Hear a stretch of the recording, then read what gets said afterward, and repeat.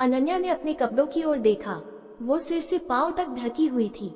इनका चयन उसने जानबूझकर किया था ताकि वो अपनी ओर से किसी को आमंत्रित देती न लगे। फिर उसे अपनी इस सोच पर क्रोध आया कि दुनिया की कौन सी लड़की इस बात के लिए किसी को आमंत्रण देती होगी।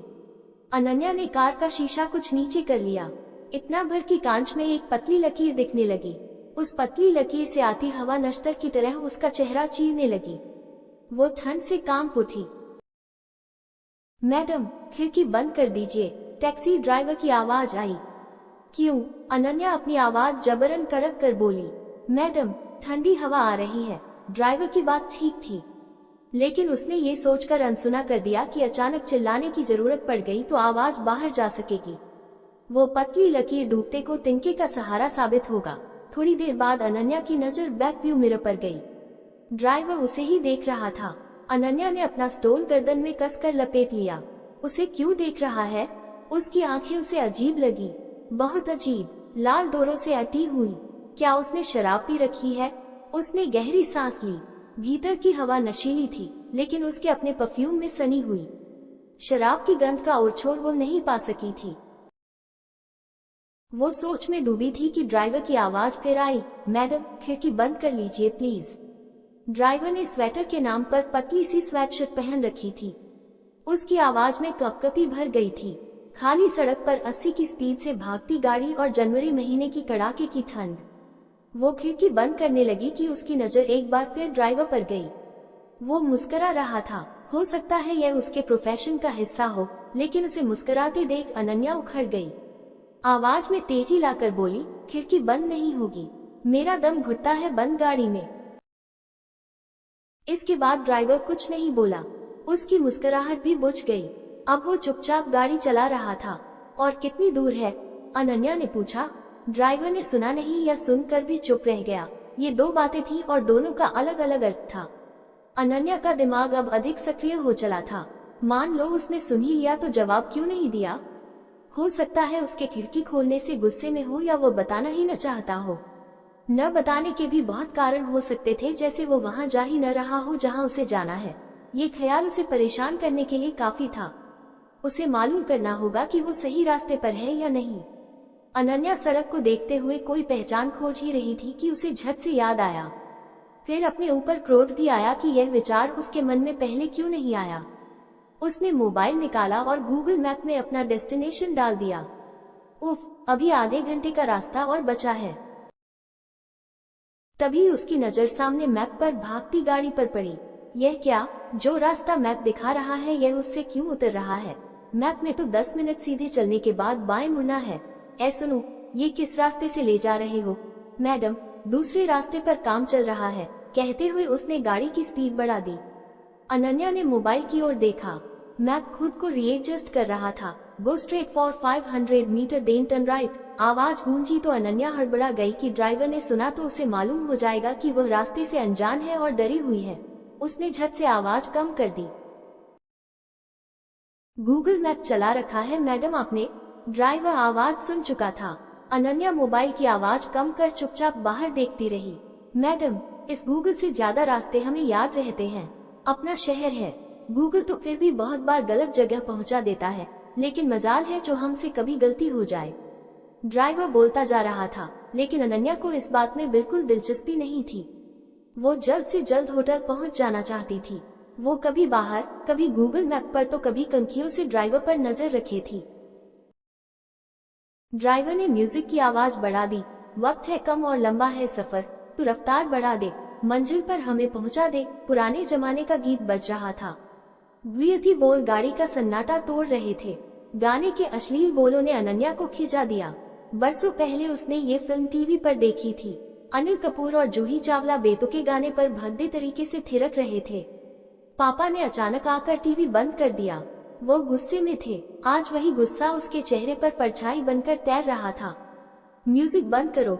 उसके क्रोध को शायद ड्राइवर भांप गया था, इसलिए बिना कुछ कहे गाना बंद कर दिया। अनन्या ने खिड़की से झांका। मुख्य सड़क को गाड़ी छोड़ चुकी थी। दूसरी कारें जो वहां उसे सुरक्षा देती लग रही थी, वे भी इस सुनसान सड़क पर मौजूद नहीं थी। लैंप पोस्ट थे, पर या तो उनके बल्ब फ्यूज थे या फिर इस इलाके में बिजली नहीं थी। दूर दूर तक अंधेरा पसरा था। वहां मौजूद घर भी अंधेरे में सिमटे थे। नाइट बल्ब की क्षीण रोशनी की आशा भी किसी मकान से नहीं झांक रही थी। अनन्या ने सोचा अपनी लोकेशन घर वालों और दोस्तों को भेज दे, लेकिन वे लोग तो दूसरे शहर में हैं। कोई मुसीबत आन पड़ी तो वे लोग भला क्या कर सकेंगे। फिर सोचा कि भेज देती हूँ, कम से कम उन्हें मालूम तो होगा कि मैं कहाँ हूँ। फिर उसने मोबाइल उठाया, लेकिन मोबाइल में नेटवर्क नहीं था। इस नेटवर्क को भी अभी जाना था या यहाँ नेटवर्क रहता ही नहीं, सोचते हुए अनन्या की घबराहट और बढ़ गई। अब उसे सचमुच हवा की जरूरत महसूस हुई। उसने खिड़की का कांच नीचे खिसकाना चाहा, पर शायद ड्राइवर लॉक लगा चुका था। कई बार बटन दबाने पर भी कांच नीचे नहीं हुआ। उसने लॉक क्यों किया होगा? उसने ड्राइवर को देखा। ड्राइवर का एक हाथ गियर पर था और एक स्टीयरिंग संभाले था। उसके बाएं हाथ में स्टील का कड़ा था जो स्वेटशर्ट की आस्तीन से झांक रहा था। वो कोई धुन गुनगुना रहा था। क्या ड्राइवर को कहना चाहिए कि लॉक खोल दे? नहीं, अब वो ड्राइवर से कुछ नहीं कहेगी। जरूरत पड़ने पर सीधे कांच तोड़ देगी, पर किस चीज से? उसने कार में इधर उधर नजर घुमाई, कोई चीज दिखाई नहीं दी। सीट की जेब में हाथ डाला, उसमें भी कुछ नहीं था। दूसरी सीट की जेब में हाथ डाला तो वहाँ कुछ था, एक छोटा बॉक्स। क्या हो सकता है? क्या टूल बॉक्स? सोचते हुए उसने बॉक्स बाहर निकाला, चमड़े का छोटा सा बॉक्स। उसने ठहर कर ड्राइवर को देखने की कोशिश की। वो उसे देख तो नहीं रहा? नहीं, उसकी नजरें सामने थी। उसे जल्दी इसे खोलकर देख लेना चाहिए, क्या पता कुछ काम का मिल जाए। अतः उसने मोबाइल की स्क्रीन की रोशनी में धीरे से बॉक्स खोला तो देखकर झटका खा गई। उसकी नसें झंझना उठी। अंदर कॉन्डोम के पैकेट थे। ये कितनी असंगत बात थी। पैसेंजर सीट के आगे कॉन्डोम। अपना निजी सामान तो ड्राइवर आगे रखता है, कहीं किसी और सवारी का तो नहीं? हो भी सकता है और नहीं भी। वो फिर होने न होने के दोराहे पर खड़ी थी।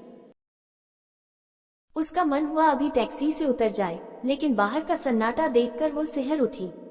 कार की हेडलाइट की रोशनी छोड़कर अब भी वहां अंधेरा था। दूर कहीं कुत्ते भौंक रहे थे। तभी अचानक एक बाइक हॉर्न देते हुए कार की बगल से गुजर गई। वो कुछ सोच पाती उससे पहले ही बाइक पलटकर वापस आई, टैक्सी के पास आकर धीमी हुई और फिर बाइक सवार तेजी से आगे बढ़ गए। ड्राइवर ने एक क्षण उसे देखा और कांच चढ़ा दिया। मैडम, अभी देखा ना आपने? ड्राइवर ने सफाई देते हुए कहा। अनन्या ने कुछ नहीं कहा, पर अंदर से वो डर गई थी। अभी यहाँ उतरना किसी भी तरह सुरक्षित नहीं है। उसने अपना पर्स टटोला। एक नेल कटर जिसमें छोटा सा चाकू भी था उसे नजर आया। उसने चाकू को बाहर निकालकर नेल कटर अपनी हथेली में भींच लिया। आमना सामना करने की नौबत आ गई तो इस चाकू की बदौलत कुछ मिनट तो मिलेंगे उसे संभलने को। कोई हथियार छोटा या बड़ा नहीं होता, असल बात है कि जरूरत के वक्त कितनी अक्लमंदी से उसका इस्तेमाल होता है। वो खुद को हिम्मत बंधा रही थी। अचानक टैक्सी की रफ्तार कम हुई तो अनन्या के मन में हजारों डर तैर गए कि क्या हुआ अगर इसके यार दोस्त अंधेरे से निकलकर गाड़ी में आ बैठे या उसी को दबोचकर कहीं ले गए। कहीं बाइक सवार भी तो मिले हुए नहीं। अखबार में रोज छपने वाली खबरें उसे एक एक कर याद आने लगी। किसी में टैक्सी वाला सुनसान रास्ते पर ले गया तो किसी में चलती गाड़ी में ही। उसका अकेले आना ही गलती थी, नहीं आना चाहिए था उसे अकेले। उसके परलेख जाने से लोगों की सोच तो नहीं बदल सकती। लोग जिस सोच के गुलाम हैं उसका खमियाजा आज तक औरतों को ही भुगतना पड़ रहा है। उसने अपने पर्स में रखा पेपर स्प्रे टटोला। पिछले साल ऑर्डर किया था, तब से हमेशा साथ रखती है, पर इस्तेमाल करने की नौबत अभी तक नहीं आई थी। लेकिन आज जरा भी कुछ अजीब लगा तो वो इसके इस्तेमाल से हिचकेगी नहीं। सोचते हुए वो एक हाथ में पेपर स्प्रे दूसरे हाथ में नेल कटर थामे रही। उसने तय किया अगली बार अकेले सफर करते हुए एक बड़ा चाकू साथ रखेगी। टैक्सी अब और धीरे चल रही थी। क्या हुआ? उसने अपने डर पर काबू रख पूछा। उसकी आवाज में न चाहते हुए भी अतिरिक्त सतर्कता थी। कुछ नहीं मैडम, आगे मोड़ है। यह मोड़ एक्सीडेंट के लिए बहुत बदनाम है। एक बार मेरा भी एक्सीडेंट होते होते बचा था, तब से मैं यहाँ बहुत सावधान रहता हूँ। तभी ड्राइवर के फोन की घंटी घंघना उठी। वो बोला, माँ आओ दे छू। 1 घंटा माँ। अनन्या अब कुछ और चौकनी हो उठी। उधर से कुछ कहा गया, जिसके जवाब में ड्राइवर ने कहा, माँ देख छू। ठीक छ, और फोन काट दिया। कार में अचानक शांति छा गई थी। नेपाल से हो? अनन्या ने डर से निजात पाने को पूछ लिया। नहीं, मैं नेपाल से नहीं हूँ, मेरी पत्नी है वहाँ की। उसी के साथ थोड़ी बहुत नेपाली बोल लेता हूँ, उसे अच्छा लगता है। अंतिम वाक्य बोलते समय ड्राइवर की आवाज में कामना की परछाई उतर आई या फिर अनन्या को ऐसा महसूस हुआ उसे तेज बुखार है। बिटिया अलग भूख से रोए जा रही है, बस यही पूछ रही थी कि कितना समय लगेगा। वैसे मेरा घर पास ही है, 2 गलियां छोड़कर। आप कहें तो भागकर ब्रेड का पैकेट पकड़ा आऊं। घर में कोई और है नहीं। बच्ची को छोड़कर पत्नी कहीं जा नहीं सकती। पूछते हुए वो झिझक रहा था। नया पैतरा, कहीं से ये तो यह इस रास्ते से नहीं आया, किसी बहाने गाड़ी रोको। और वो सोचने लगी। बोली कुछ नहीं। ड्राइवर ने भी दोबारा नहीं पूछा। वो गाड़ी चलाता रहा, लेकिन अब उसकी गति बढ़ गई थी। वो चाहती थी कि कार की गति कम हो जाए, पर वो अब उससे कोई संवाद नहीं करना चाहती थी। सीधे होटल पहुंचा दे सही सलामत। उसने मोबाइल में डायल स्क्रीन पर 100 टाइप किया। अब जरूरत होने पर सिर्फ डायल करना होगा।